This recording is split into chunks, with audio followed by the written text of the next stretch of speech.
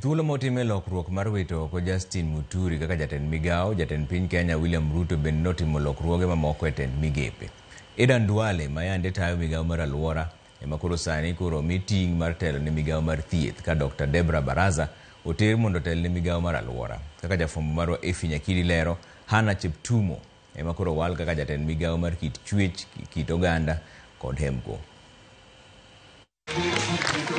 Mane en jatend migao mar aluora Aden Duale ogole bungu kendo sani oket sindan e lwete kaka jatend migao ma weche mag thieth, kama ne en jatend migao no Debra Baraza ochwale bunge bang' luaro sindan.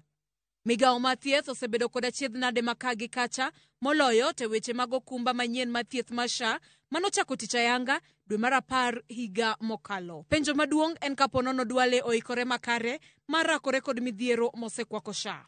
Ruto bende otengo lwet Justin Muturi mogo kaka jatend migao ma jatend jotije sirikal, kendo kare ibiro kawo kod Geoffrey Ruku ponono ni opuodhe kod od bura ne lemo makamano. Gisani en ja od bura ma Mbeere North lemo mosemako chakre dwe mar 8 higa 2022. Ruku bende en jakanye duond bura ma Democratic Party motele kod Justin Muturi, kendo duond bura no chano wuok mare e riwruok ma Kenya Kwanza kochopo giko dweni. Hannah Wendot Cheptumo ma en min od seneta mosenindo ma Baringo William Cheptumo owal kaka jatend migao ma kit chwech kod oganda. Migao ma kit chwech osebedo maonge telo chakre ne tim lokruok ne tend migepe e dwe mar 7 higa mokalo. E kinde nyasi mar iko mar William Cheptumo manowito ngimane kanoyudo thieth e kar thieth ma Nairobi Hospital, jatend piny William Ruto nosingo machiwo tich ne minode.